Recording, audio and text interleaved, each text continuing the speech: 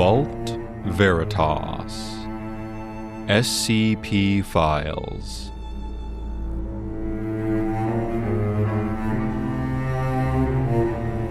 Episode 87. Attrition.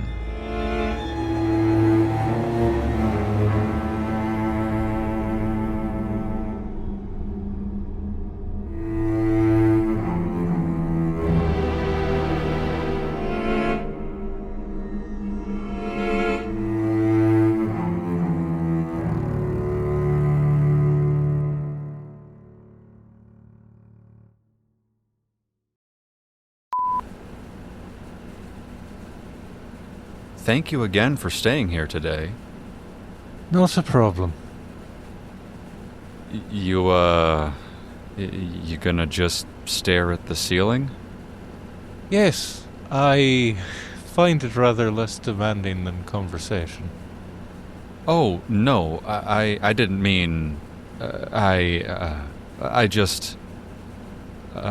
there's a bookshelf over there if you want something to do. I'm fine with my thoughts, Scott. Thank you. Okay. Look, about Mary. Our Dr. Sterling is awaiting a new report, is she not? Best not keep her waiting, Scott. Right. You sure you're alright? No. The report, Scott. Okay. Incident Report 1307-2. Second known incident report involving SCP-1307. It looks like a pencil sharpener. Mm-hmm. Object class, safe. Risk assessment level, low. This one seems simple enough, right? Most things are. Right. Reported by D5455, also known as Rory Blackwood. Report made April 30th, 2012. It was supposed to be a routine test. In a way, I suppose it was, though. Around here, the Foundation calls something routine, and a D-class suffers. I should be grateful that I wasn't the one assigned to use the sharpener. That's what I keep telling myself. But in the end, that's only a small comfort. I know I'm next. Not for 1307. I know too much about it now. They wouldn't risk redundancy like that. And I wouldn't comply no matter what the consequences of resistance would be. But they don't need me for 1307 anymore. My fate will simply be at the mercy of something else. Something just as horrible, or worse. That's just how it works here. They're probably standing outside this room with an amnestic already drawn up, ready to wipe my mind and send me back out. There's always something else to feed. Or maybe, if they're feeling especially poetic, they'll send me right back to it. Happy and oblivious and obliging. I'd walk right back into its teeth. It was just me and him in the room. I don't remember his real name. But before you call me awful, know that we don't really use names here. He was D5119, though. I remember that much. They repeated it often enough during setup. I knew him in the way you know anyone in here. I'd seen him in the mess hall, passed him on the way to our bunks. He kept to himself mostly, keeping his head down or just staring off into space. I always assumed he'd brushed against something anomalous before that had scrambled his mind, making him distant and antisocial. Or maybe he had always been just spacey like that. It's hard to tell the difference here. That morning, while we waited, we made awkward small talk to pass the time and fight the mounting dread. The testing chamber was sparse. There was a single metal table with a black electric pencil sharpener and a fresh, unsharpened pencil sitting atop it. It looked rather ordinary, like something pulled straight from an old classroom. You know, before the newfangled tablets and screens. Back when there were books and handwritten notes and little doodles you'd scribble in the margins when your attention was spent. And when you needed a break, you'd walk over to sharpen your pencil and let the whir of the machine give you just a moment of peace from school's demands. I asked him what he thought it would do. His eyes drifted to it, and that distant expression settled over his face again. "It's a world of infinite possibilities," he said quietly. "With these anomalies, you can't really guess." It was a dull answer, and I had nothing to say in return. We let the silence swallow us after that, and just waited together for what seemed like an awkward eternity. Then the loudspeaker crackled. D5119 approached the SCP and sharpened the pencil. There was no further explanation. I don't know why they chose him. Maybe it was entirely random. Maybe I'm only here writing this because of a coin flip. The voice continued. D5455, remain in place. Provide assistance if necessary. Provide assistance. It struck me as odd. What kind of assistance does a man need to sharpen a pencil? 5119 approached it without hesitation. He picked up the pencil, slid it into the hole, and the old familiar whir began, mechanical, steady, and slow. He waited calmly for it to finish its work on the pencil. I waited too. I kept looking around the room, expecting something dramatic to happen. Would there be a flash of light or a distortion?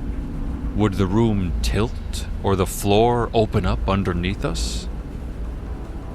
But nothing seemed amiss.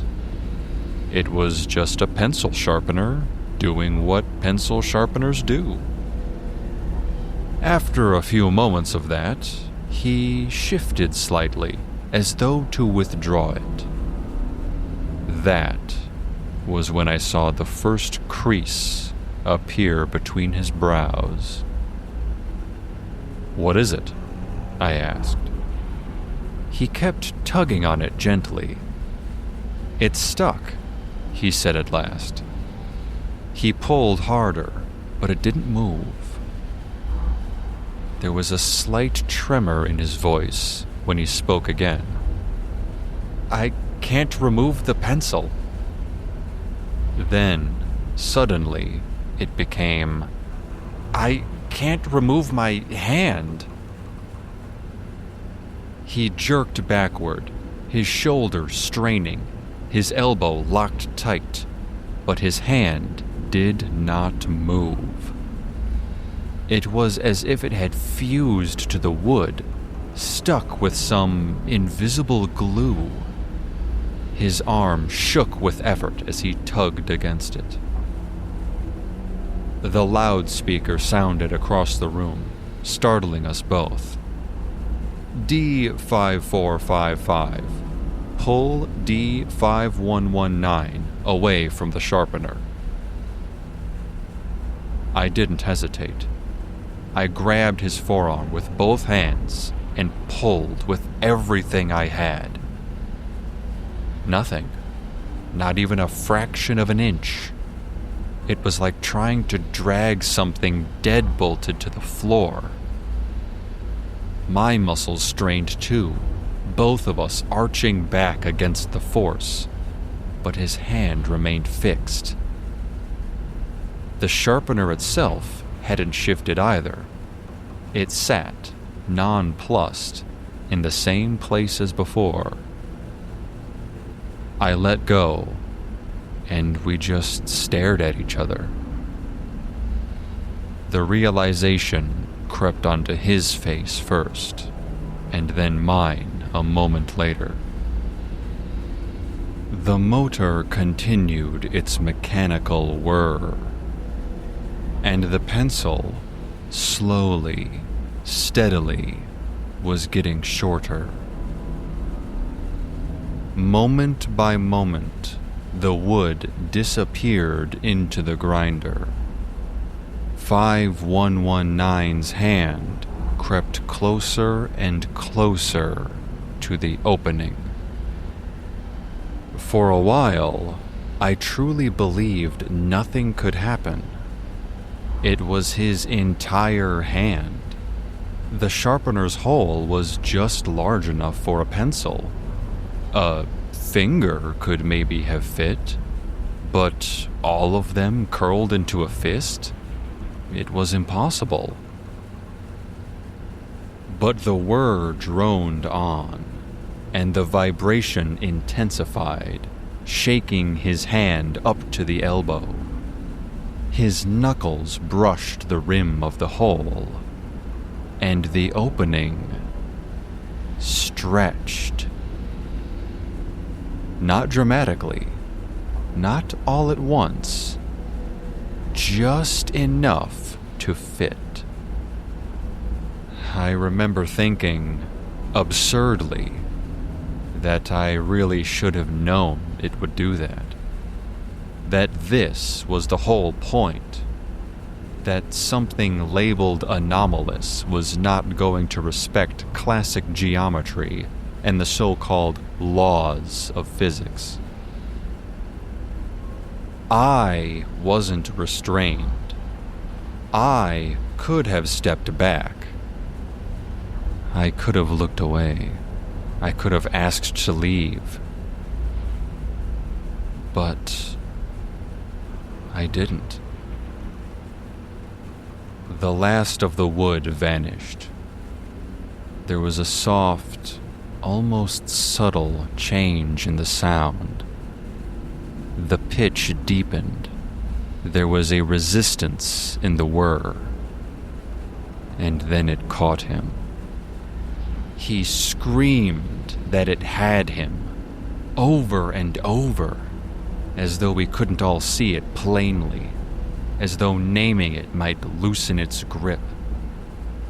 I lunged forward again. That was when the motor let out its first sharp shriek, protesting the new material it had caught, one far denser and more resistant than simple cedar. I wrapped my arms around his shoulders and pulled with everything I had. His body jerked back against me, muscles taut, his whole body trembling. His arm felt rigid and solid, every muscle straining, braced against the machine. I did not look at what was happening below his wrist. I didn't need to.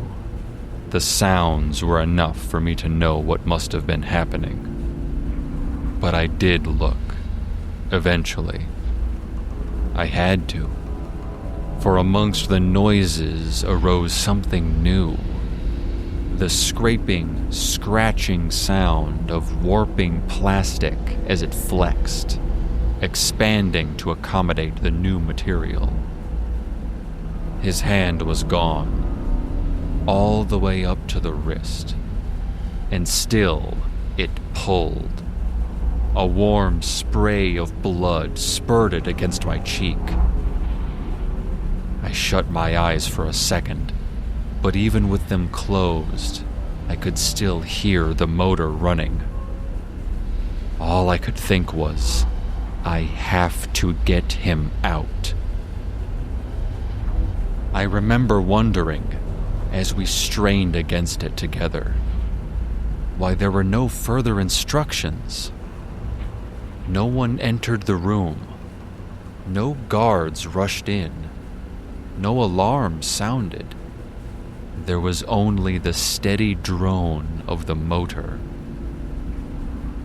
On the other side of the observation glass, they must have been taking notes. I could almost hear it, the calm scratch of pencil against paper, a voice, detached and even. At 1:07 p.m., progression to the elbow. At 1:20 p.m., continued advancement, nearing the shoulder. Useful information. They needed to understand it, after all, so they could lock it away in a safe and never look at it again. Because they couldn't have just done that right off the bat. I don't know exactly when I stopped pulling. Maybe it was when his screams broke, becoming raw, ragged, and airless. When there was no more strength in him, he quit resisting altogether. Each of his breaths came in wet, ragged pulls that rattled in his lungs, sounding less like pleading and more like drowning. I didn't want to stop pulling. I didn't want to be the one who gave up when everyone else already had. But I wasn't strong enough to end this. So I held him instead. I wrapped an arm around his shoulder, the one he still had control of, and I let his weight sag against and into me. His head rolled forward onto my chest, and I felt my shirt grow damp, heavy, and warm. I remember speaking to him. I don't remember the words, only that they were lies. They'll stop it soon, probably. And you're going to be all right. It's almost over. That last one wasn't entirely false. As it crept higher and higher, the whir unceasing and incessant, I finally understood something. No one told me what to do next, and no one told me not to do it. When it reached the base of his neck, I guided his head. Gently, so it would be quick. I won't describe the rest. He finally went still and quiet. That was when I let go. I didn't want it to mistake me for something else to consume. I crawled backward, dazed, until my back hit the far wall. I stayed there, soaked through, wide-eyed and shaking, watching the machine continue its patient work. No one came in. No one stopped it. It simply completed what it had begun. I don't know how long I remained in that room. I don't think I was fully present for most of it. It wasn't until much later that I realized something. I never heard the door lock. Perhaps I could have left at any point. All I know is that I didn't try. When it was done, there was nothing left of him. The blood on the table disappeared. It drew inward, soaking into the machine as if it were being sucked away by some invisible, parched entity. The blood on me remained. Perhaps I was too far from it, or perhaps some things aren't so easily erased. They won't be reissuing this jumpsuit. I keep wondering if they got what they needed. If the notes were thorough enough. If the timestamps were precise enough. If the data justified it all. Or if they're simply going to run it again. Make someone else try. Make me. Maybe they wanted to see if I could stop it. If a second pair of hands would change the outcome. Maybe they wanted to know how long a person stays conscious under those circumstances. Maybe they just wanted to know what happens when death is a certainty and no one is able to intervene. That's what I keep circling back to. No one else intervened. Not the guards, not the researchers. There was only me. I keep thinking about that part. About how I never heard the door lock. About how I could have stepped away sooner. About how I guided him. And how no one stopped me from doing that either. When I reach my end, I wonder if there will be anyone at all who tries to stop it.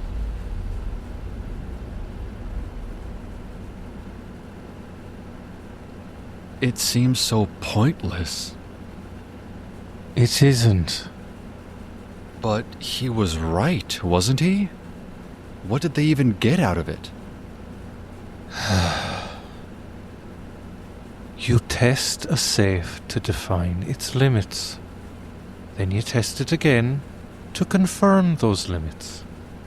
And sometimes you test it a third time to see if the pattern changes. Or if it can be applied somewhere else. And if it doesn't change? Then you lock it away. So they fed 3 people to it. Yes. That's... well... I suppose it's... efficient. Efficient? If they hadn't tested it properly and it breached later, more people might have died, right? So it's controlled damage. Controlled? That's the logic, isn't it? A few deaths to prevent many more. It's not like they didn't know exactly what they were doing. They knew exactly what they were doing. Then it's not pointless. No. It's an easy equation when you're not the variable. No. It isn't.